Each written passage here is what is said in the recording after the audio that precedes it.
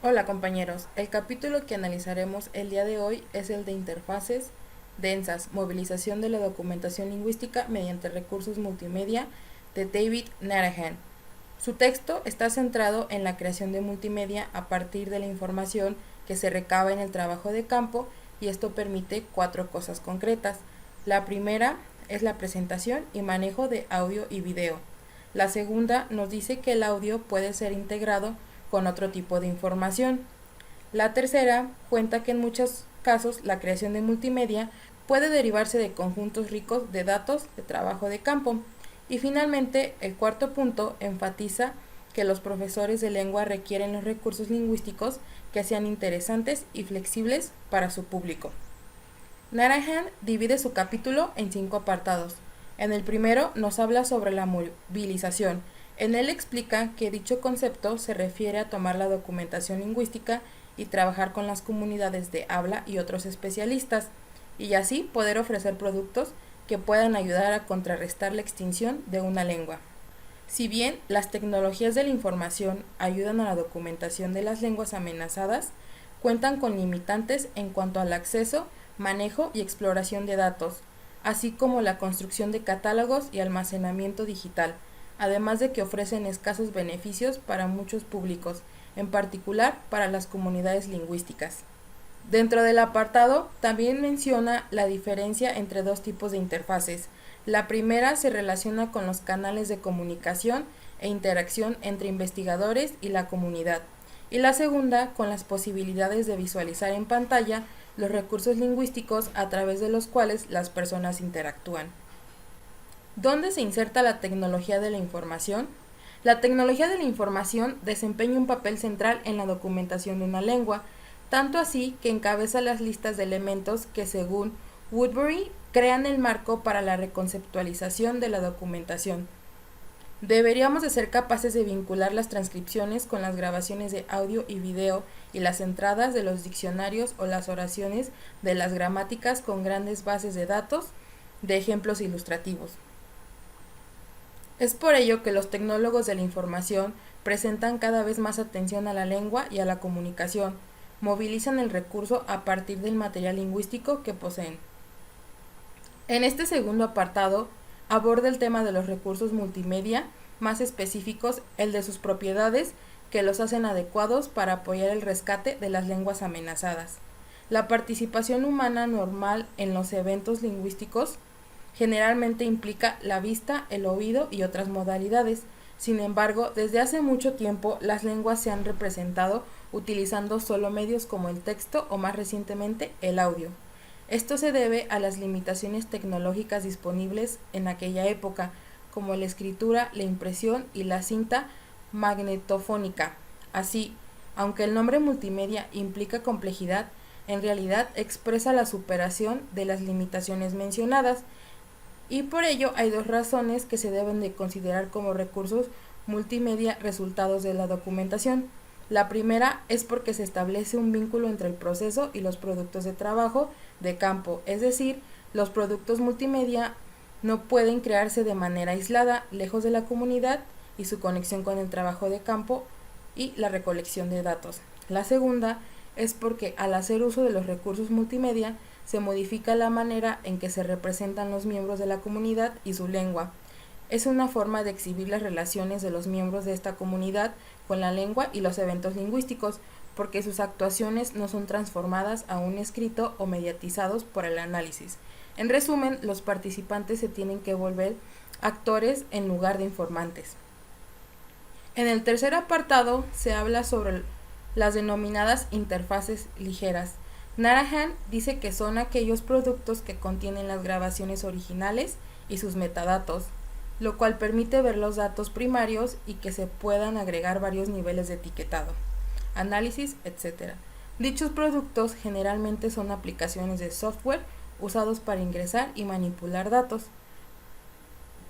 Para que un producto se le denomine de esta manera, es necesario que no oscurezca ni reorganice los detalles de los datos, sino que los utilice para ver y trabajar de manera transparente dichos detalles.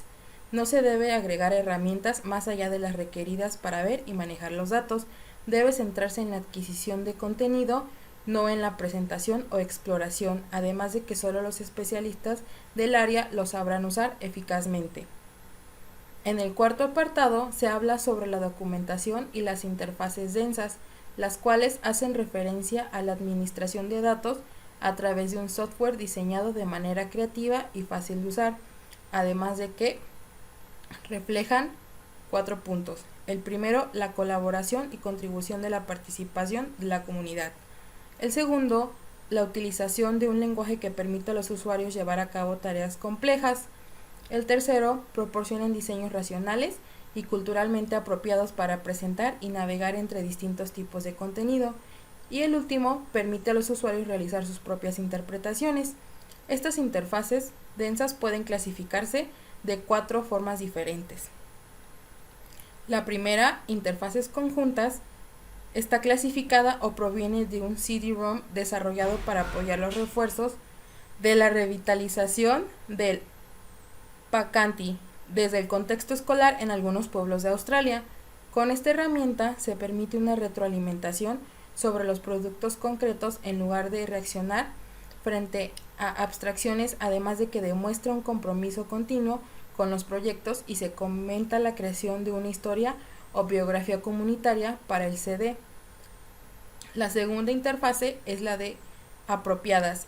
Estas ayudan al usuario a realizar sus tareas al mismo tiempo que se respetan los estilos culturales, así como los estéticos y locales.